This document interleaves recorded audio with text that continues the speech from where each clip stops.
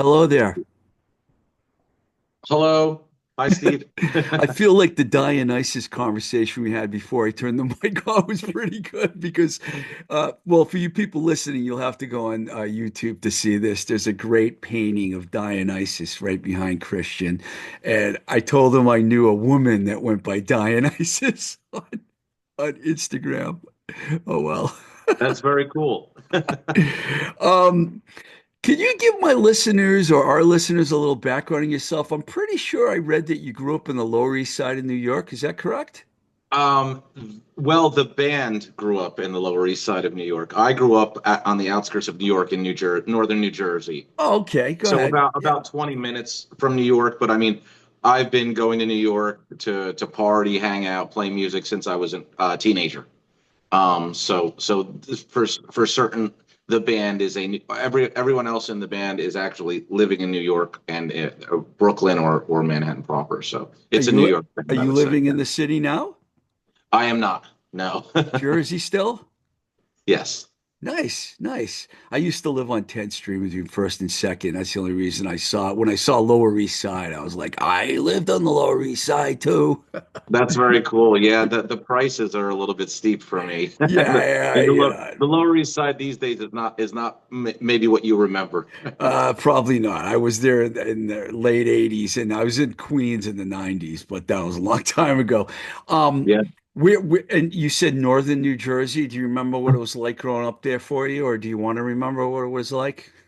Well, I mean, I don't think it's very different from any other outer borough from man. I mean, everybody there is very New York centric. A lot of people work out of Manhattan, and a lot of people are commuting to New York.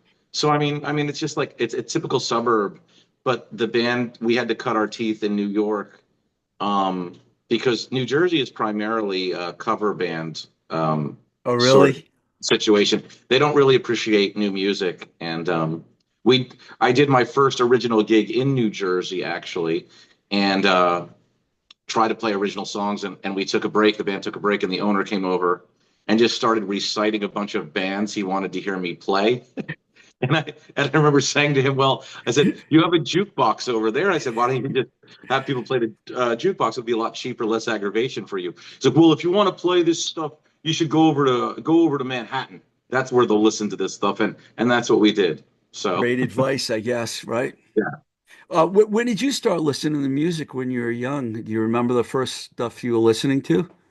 Yeah, I mean, I had older sisters that were in one of my sisters in particular, Tracy, was very into rock music. She was a huge Led Zeppelin, Black Sabbath, Blondie fan. So my initial exposure to rock and roll was through her. My family isn't really a musical family, but I always sort of just gravitated towards music, and the first sort of music that had an impact on me personally was Duran, which was weird because my sisters weren't into Duran, and it was sort of before my time. But I had just heard a few songs, and that's kind of the stuff that struck a nerve with me, and I've been sort of down that path ever since. Well, dude, I know I'm in the right interview because I already was going to tell you that you reminded me of Duran, Flock of Seagulls, ABC era. So now I Yeah, know very cool. Yeah. I Well, know I'm that's in the right interview now. So you were like gravitated towards that English sound like really young. very much so. It was, and at first, I would sing along with it, and the very like the emotive vocals, and I mean the lyrics were kind of mysterious and weird and dark, and as a kid, I didn't quite understand them. Whereas a lot of other rock music is it's much more sort of meat and potatoes, straightforward, and that didn't speak to me in the same way. I mean, I like it, but it just didn't hit me the same way that this that British sort of moody, sort of dark post punk stuff did. Yeah, I like that era too. I mean, Human League was one of my favorites. Spandau Ballet. I thought that scene that came out of England in the early '80s was phenomenal.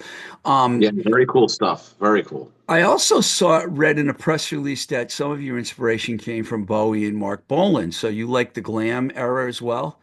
Absolutely. That came a little bit later. Right out of high school and into college, I got into I got into the glam stuff, and some of that just came from being in the Lower East Side and playing shows.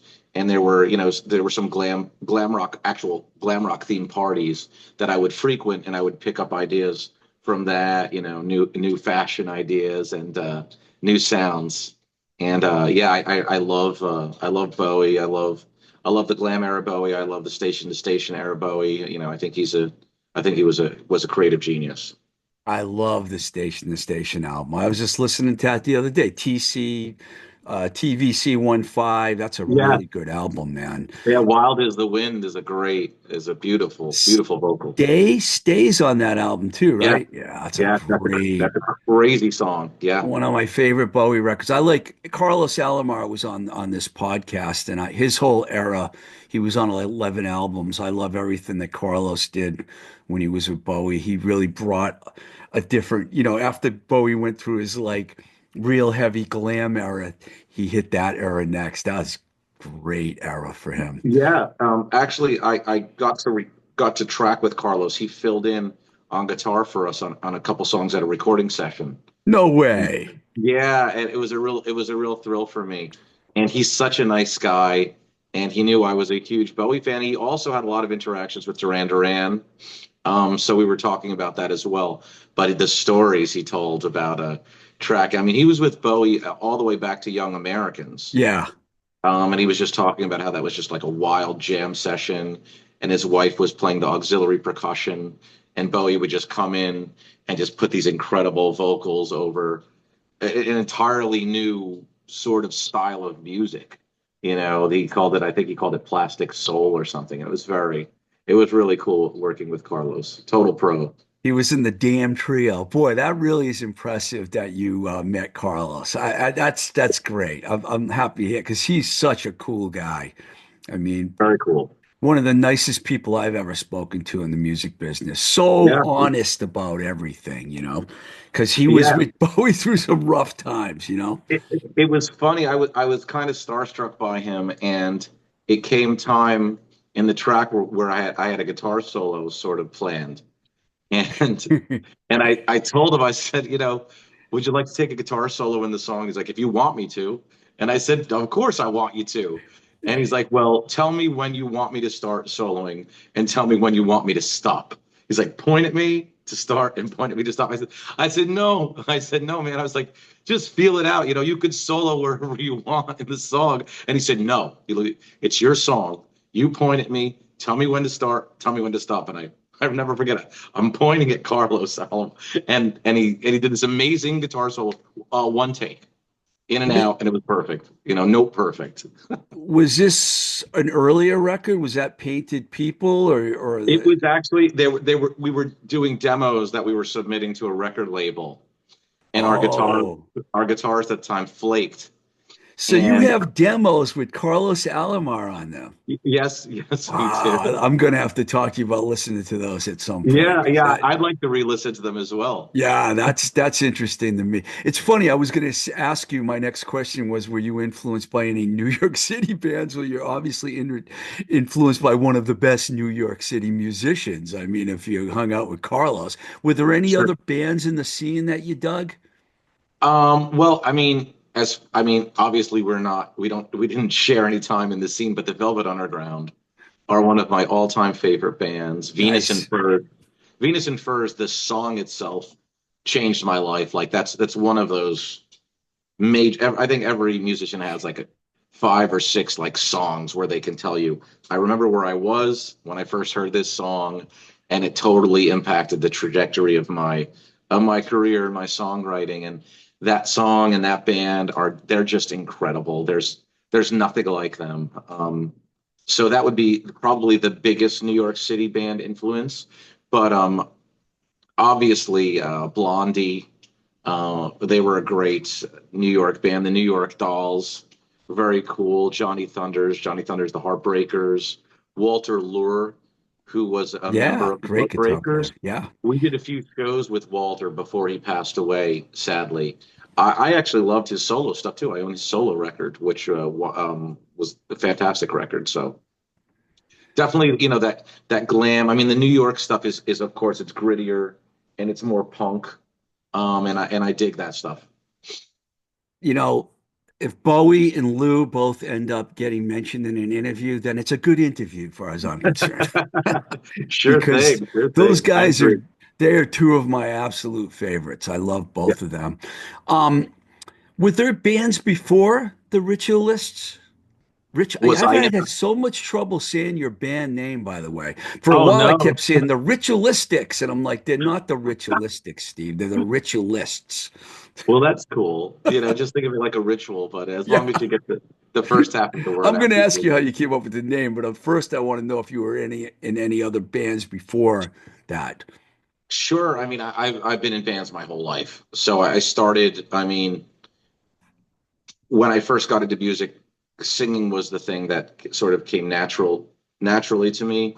But the first bands I got into, I was actually a drummer. The drums were the first instrument I picked up. Nice. So yeah, so in middle school I was playing drums and they were covers and fun covers and stuff. And in high school I started to be a singing drummer because I started out as a backing vocalist. And sure enough, I went from being a backing vocalist to singing lead and half the songs in the set. And I was like, this is kind of lame being a singing drummer. So let me step out from behind the drum kit, and the most rhythmic sort of instrument I could think of where I could write and sing and be somewhat of a front man was the bass guitar. So I picked up the bass and I started to write, and we've had a few different iterations of bands before we became the Ritualists. But yeah, I was like the singing drummer guy in high school.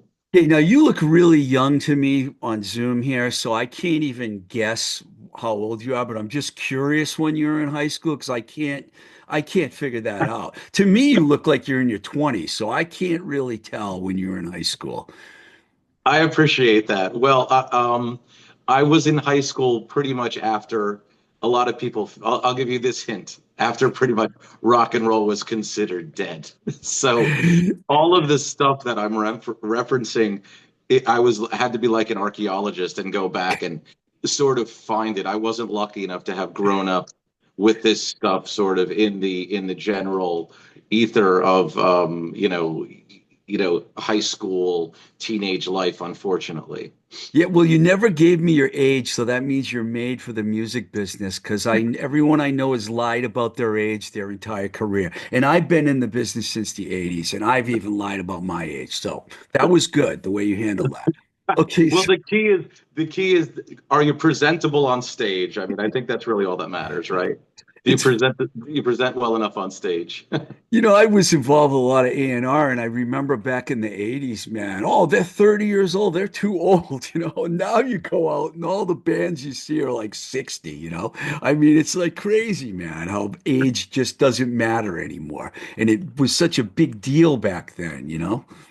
Maybe because of MTV, Yeah. they figured we have to put these guys or gals in videos, and they need to connect with 12-year-olds and 13-year-olds. And I don't know what 12 and 13-year-olds are digging these days, but they're certainly not watching videos on TV. Yeah, So good point. maybe that's the reason. But you bring up an interesting point about the age. I mean, I don't want to sound ageist. I'm a younger artist, but I think it's ridiculous that a lot of these older bands are like getting on stage with canes and and literally in wheel, like unable to walk Okay, or be sing. careful now. Be careful because I have Well, a lot of well, old guys on my show, so be careful.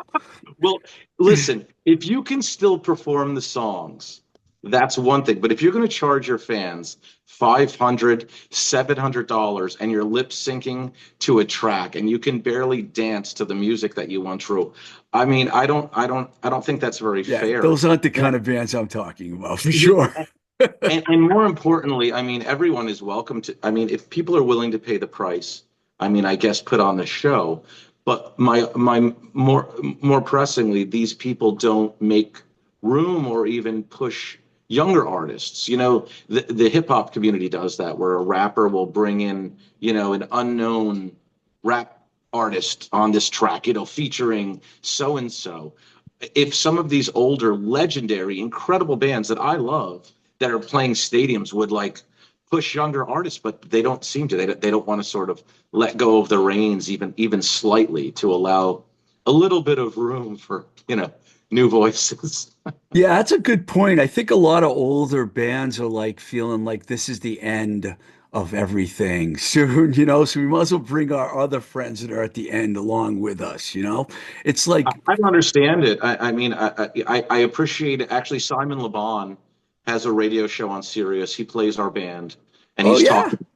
talking, which is awesome. And he is explicitly stated in the press that he wants to try to push new bands, and I think that's awesome. And I think there need to be more Simon Le Bons in the industry, I like pushing him. new music, and I think that's really, really cool of him. And I mean, I always loved Simon. He's one of my biggest influences. Once he did that, and of course, once he played the Ritualists, I became an even bigger fan. So, Yeah, I love Duran. I was happy they got in the Rock and Roll Hall of Fame. We're going to talk about them in a minute because I have some notes about them. Because if sure, sure. anyone that listens to your music that it doesn't pick up on that influence isn't listening to your music, I will say that. Or maybe the more recent stuff, because was Painted People the first record in 2019 for you guys? That is correct. That was our first record. Yeah, I checked it out and I watched the video for Ice Flower, which is absolutely one of the most disturbing videos I've seen. So I have to ask you about that video. I agree. It was disturbing to me when it was made. So Yeah, you didn't have some director must have came along and came up with that because you don't seem like you would have come up with that. I appreciate that. I'll take that as a compliment. Yes. So the story behind that was, we were a very young band, just signed to this label, Out of Line, based Germany, out. right? German Yeah. label? Yeah, and they're a good sized label. I mean, they were wonderful. They gave us a great budget, and there was a go between dealing with the label. I wasn't dealing directly with the label, so I wasn't speaking with them directly. And they fell in love with the track Ice Flower. That's sort of what got us signed. And that was, the natural idea. That's going to be the first single. We're going to do a big budget video for it. And my understanding was Out of Line is primarily dark industrial music, and they signed the Ritualists as a move to sort of expand their reach. We're signing other ideas. We're signing a New York City band. We're delving into post punk, which is sort of adjacent to their their dark industrial stuff has a gothy tinge, and the post punk has like a similar goth vein. So they signed us, and these ideas for videos were sent to me, and that wrestling idea was sent to me, and my response was, I don't think they read my lyrics. and the person involved with this negotiation said, "Oh no, it's going to be great. They're amazing. Trust me, this is going to be fantastic." And I assumed that the label wanted this, and I didn't want to ruffle any feathers at the time and become like a prima donna. So I said, "Okay." I gave it the green light. They said they might feature you in the video. They might fly you over to Berlin and have you standing in the background in a suit or something watching. And I said, well, okay. And of course, that didn't happen. Yeah, I And was gonna say, I don't think you were one of those guys in that video. no, no, no, no, that's not me. For people out there listening, you got to go check out the video and don't be too judgmental about the band by watching that video because I tried to, like, immediately I said you it had to be a director that came up with that idea because Yeah. it's not a great, it's not indicative of the band, I don't think. And that's what I felt. And the video was made, and apparently the label didn't want it either. It was pushed on them.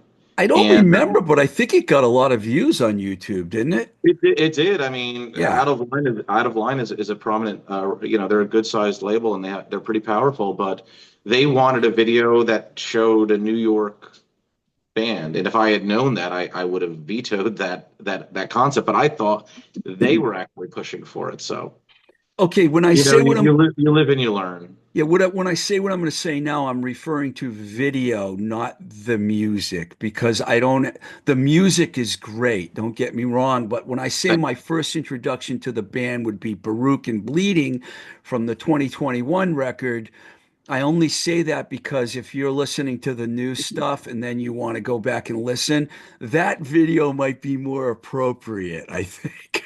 Yeah, yeah, I think that's a Right, right. yeah. I think Baroque and Bleeding is is much more indicative of what we're all about.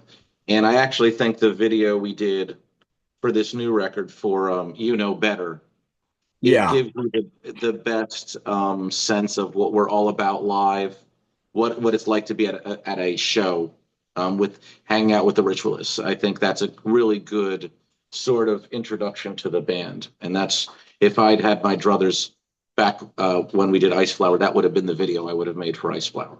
Yeah, I don't want to ignore the timeline. That's why I'm like, Yeah, what was it understood. what was it like for you putting a record out in 2019, then 2021 with a pandemic right smack in the middle of all that? Yeah, well, another lucky break for us was the unpopular video with the record label. And then the whole album gets released, and then there's a lockdown. So we couldn't even tour the record. And that really sort of hurt us and kneecapped us, as they say. So we didn't really have anything else to do. We're sitting on this record. So we decided to make another record. And I would be driving into the next label that we worked with, Sweet 484, which we're still working with. They had a studio in Times Square, and I would drive in every day during the pandemic to track drums. Our drummer parted ways with us during this time, so I was the drummer and the bassist on that record.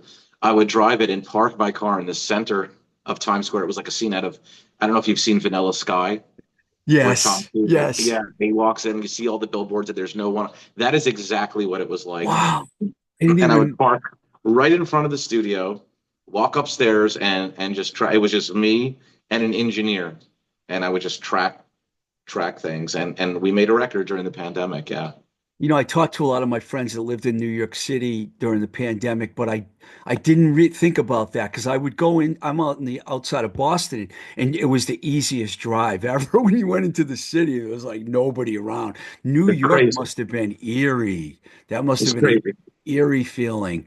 Yeah. Um, did you get much track from before we talk about Too Pure to Cure album, which is coming out April 22nd? Did you get a lot of traction from Baroque and Bleeding? Because I thought to me, like I said, that's my first real introduction to the band. I thought it was a really good song and video. Thank you.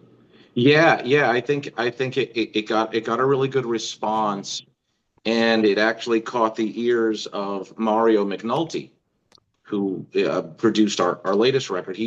Somebody had used it as the music for an Instagram story they were doing. Some industry person, but they were getting ready to go out, and he heard it, and he just cold contacted me and said, "Hey, you need to make a record with me."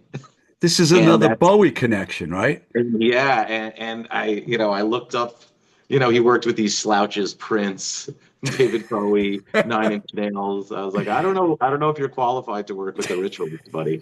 But yeah, it was a great honor and compliment that he wanted to work with us. And, Just and so, and actually, Ed Buller did Baroque and Bleeding. And if you're not familiar with Ed, Ed was in the Psychedelic Furs as a band member in the '80s. wow, really? Yes, he was, and he produced one of my favorite bands. He's like their fifth member, Suede, Wow. the British band from the early '90s. He did all of their important stuff, and he also worked with Pulp and a newer band that I love. And if you're not familiar with them, you should check them out. They're called White Lies. He works with them as well. So we contacted Ed and asked Ed to do the Baroque and Bleeding record with us, which he agreed to do, which we were so honored. So yeah, so we had worked with Ed, and we did Baroque, and we were touring up and down the coast. We actually do pretty well in the South, so we did multiple tours in the South for that record. And then Mario contacted us and got the ball rolling with Too Pure to Cure. Fantastic. Just so you know, I wasn't kidding before I actually wrote this. I said, I don't know if other people have said or thought this, but I watched the video and it brought me back to the early 80s new wave scene talking Duran Duran, ABC, Flock of Seagulls. Is that what you're going for? Now, I'm talking about the You Know Better video, which I really like, which is on the new album. Um, I'm glad that I caught that because I don't want to ever misread a band, but I don't I talk to a lot of punk and garage and mainstream, but there's not a lot of bands out there right now that I think are going for what you're going for. And I like that about your band. Thank you very much. Yeah, I agree. There aren't a lot of bands going for it. It's very difficult music to play. I could tell you as a singing bassist. I mean, it's very bass I- forward. Um, Is that which because of the keyboards too? yeah. Well, I mean, my keyboardist has been with me from the beginning, Jeffrey Andrew, and yeah, I mean that's an integral part of the sound. It's a very heavy keyboard and bass, and it's a lot of fun and it's a challenge. And I think that's one of the reasons a lot of people aren't doing it. And a lot of people wrote this music off in the early 80s. Oh, Duran Duran, they're a boy band. It's pop, it's bubblegum. A boy band Okay. before the Well, boy bands. yeah, yeah. And I said, okay, well, Mr. Rock musician, Mr. Punk rocker, let me hear you play it. Let me hear you try to play that bass line. Let me hear you try to play that drum part. 9 times out of 10, they can't even do it or sing it. So it is, these guys were great musicians and they just happened to look good. I mean, it's not their fault. They were born good looking, I guess. Um, but in all seriousness, the video for You Know Better, definitely intentional callbacks to the MTV era of videos, which were that was the best era of videos. I mean, they put so much effort into those videos, and we wanted to really capture a live performance. So we had the director come out to his show. He goes by That Russian Guy. His name is Alex, and he shot it. And he shot us during the after party. And I looked at it and I said, I think this needs something else. And something about the verses of You Know Better. It's almost like I'm having a conversation with the listener directly rather than speaking to an audience of many. It's almost like I'm shouting at an audience of one in a way. And I said, we need something that's kind of more personal. And I thought of the video. I think it was One Thing Leads to Another by the band. I think they were The called Fix. Fix. Yeah, The the Fix. Fix. And there's a guy. You're talking to a fan of new wave music here, dude. So There you go. Okay, great. So he's like bouncing around what appears to be a hallway or a maze. And I said, I know just the place for this. And I have a suit that actually matches it's the same exact color as the paneling. So we went there and we shot me doing the verses. And I think it added a nice little personal touch to the whole thing. So it wasn't just a garden variety guys rocking out on stage video, and I was very happy with the way it came out. with the theme of You Know Better in mind, do you feel that the song acts as a commentary on social suicide? Here we go with a word that I can't say. Societel. I write the word down, but I can't say it. Societal? Are we saying Societal. okay, Thank you. societal, Thank yeah. you. Thank you. Thank you. Ignorance or more of a self-reflection of our individual roles in the digital world. Because that's what I got out of the press release. And when I listened to the song, I was like, yeah, I want to know the answer to that question. Yeah, yeah. I mean, it is a commentary on that. Um, it's also that old saying, everybody's a critic.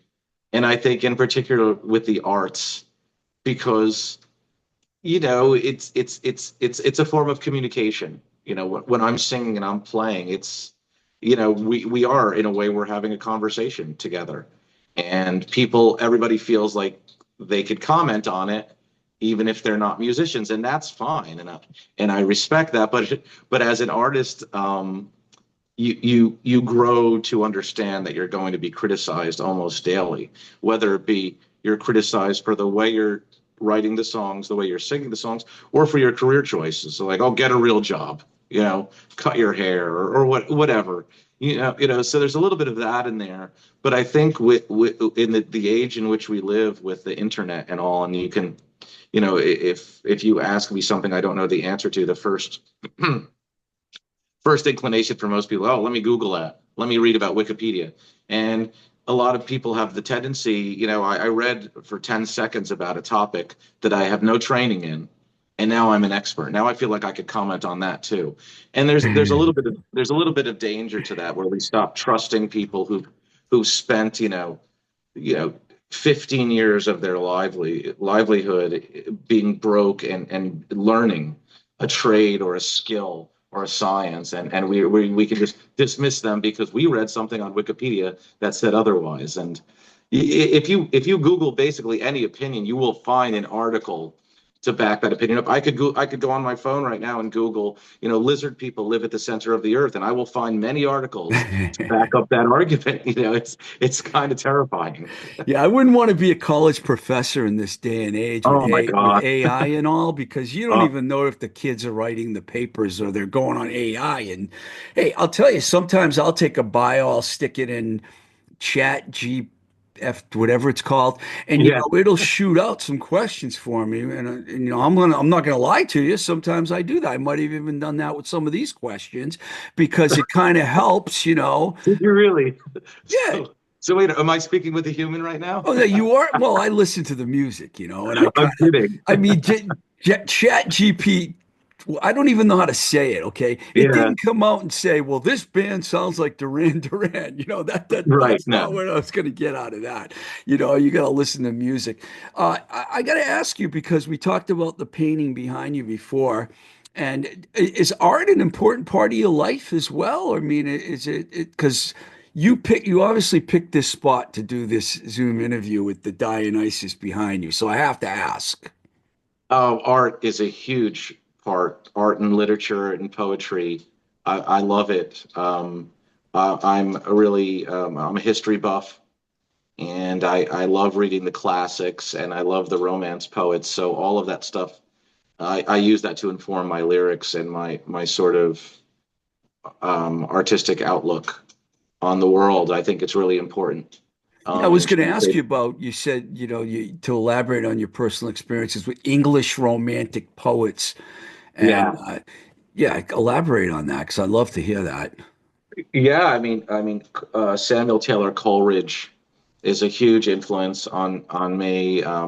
Lord Byron is fantastic, and later stuff like Oscar Wilde. Obviously, I think I I'm think not every surprised. yeah, every glam adjacent musician worth his salt is going to have to reference Oscar Wilde at least once. He was the first glam rocker, right? Um, so yeah, that stuff is a huge influence, and I try to really to put a lot of thought into my lyrics without alienating a modern audience. That's the key, because if you dive too deeply into this stuff, you run the risk of alienating everyone. They're going to be like, what the heck is this person talking about? Did he just step out of a time capsule from 1785 or 1850? So I have to be mindful of that. But at the same time, I think a lot of the arguments they make and a lot of the themes that they cover are very relevant to what's going on today. And I try to ingest the stuff and recapitulate it in a way that sort of works. Where did you go to school, by the way? I went to NYU. Yeah, you obviously went to a good school. I can tell by the way you articulate, and I appreciate that. Um, Thanks. you've gone through some lineup changes with the band. How has that affected the whole process? Well, initially it was crazy, the lineup changes, and I would get really down about it. And it forced me to really take the bull by the horns in terms of tracking stuff, particularly with Baroque and Bleeding. Or, okay, we don't have a drummer for this, so I'm going to play the drums. Um, How many I'm instruments actually have you played on these? um, Quite a I few, play right? I played drums, I played triggers, I've played and I played the bass. I have tracked demo guitar parts. I am not a guitar player, so I don't think any of that ever made the cut. So, but yeah, three or four instruments. Yeah, because I can almost see you as the kind of guy that's going to end up doing a whole record by yourself someday. You seem like you have that kind of vibe. Thanks. Well, that would be a challenge, but I will say my current lineup is my favorite lineup I've ever had. They're the best group of guys, and they are the best musicians I've ever had the pleasure of working with. And this record, Too Pure to Cure, is the most sort of cooperative record I've ever done in terms of this has been the solid lineup since the end of Baroque and Bleeding, and we've done a lot of touring together, and that's enabled me to develop a trust with the guys where I know if I come to them with a song, their ideas that they're going to add to the song, their parts are usually 9 times out of 10 are going to work because we've gelled and we're on the same page. So I think this album reflects that in a way where the prior ones, they were more Jeffrey and I in the driver's seat. This one, I think everybody kind of gets a chance to speak. Are these guys on the same page with you as far as understanding the early English New Wave, seeing that you're emulating a Yeah, bit? yeah. And when they're not, I make sure we get on the same page. I thought it was great that you mentioned that Simon Le Bon was playing your music before. You're definitely in the right place with that. Um, as you prepare for the release of Too Pure to Cure, which is coming soon, in this day and age, how I know you can't ignore social media, but how do you plan on trying to connect with the audience on this? Well, obviously through videos. They are, even though there is no MTV, unfortunately, in our time. I think videos are a great way to reach people in far off places who might connect with the music. So video, obviously, we have a PR campaign, a great PR campaign backing us through Raby. Lots of artwork. The prior record, we worked with an incredible artist who did a comic book to go along with my lyrics. And for this record, That's a cool. painter. Yeah, yeah. She's from Romania, I believe, originally, and she heard the music and she was like, I want to, you know, do like a little So we have mini comics that we sell at the shows, based around the Baroque and Bleeding lyrics. And with the new one, Too Pure to Cure, there was an artist who just saw us on tour in Wilson, North Carolina. His name is Sebastian Coria, and he has a pretty well-known studio there, and he does this thing called Rock Stars and Flowers, where he's done portraits of a ton of famous rock stars, Jimmy Page, Slash, Ace Frehley, these huge like 9 by 9 giant. I don't know, like they look like columns almost, but so he saw us play. We went back down to Wilson on the ensuing tour, and he said, "Hey, I want you guys to come visit my studio." And we walk into his studio, and there we see 4 9 by 9 portraits of each of us that he did. Um, Wow. yeah, I mean, I Where was was that located? Wilson, North Carolina. Wow. Yeah, yeah. He's actually he grew up in New York and he moved down there to open this beautiful art studio. He That's and his wife cool. are both artists. So he did these portraits, and they are going to be the actual cover for Too Pure to Cured. We've teased them with the artwork for the singles we put out, but they'll be revealed when the album gets released. And he's doing a whole exhibition based around this at his gallery, and that's where our album release event is going to be held, where he unveils the portraits and we're going to perform. It's going to be really cool.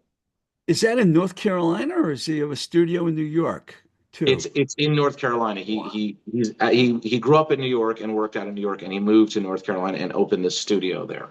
That's a really interesting thing. A New York band with a show down there with the release. That's You a would you would be shocked. I mean, we go down there and we play Asheville, North great Carolina. town. Yeah. It's like it's like a mini Greenwich Village. I mean, and there are a ton of transplants from New York. People just the price. I mean, I guess it's a lot cheaper to live, it's a lot cleaner, I guess. But I mean, the food's great, the culture's really great. It's very artsy. It's not, it's not a people have this idea of the South as a bunch of knuckle dragging hillbillies, but I mean, we do great down there. People come see us, they're like, "You guys sound like Roxy Music," and it's like, I can't believe someone with that accent is referencing Roxy Music, but they're very cool down there, I have to say. Yeah, I've heard about, Raleigh, but especially Asheville's very, it's kind of helped the state get a lot bluer. Those Yeah, markets. in a way that Yeah. has helped. That's a good one. Athens, Georgia Yeah. is another one.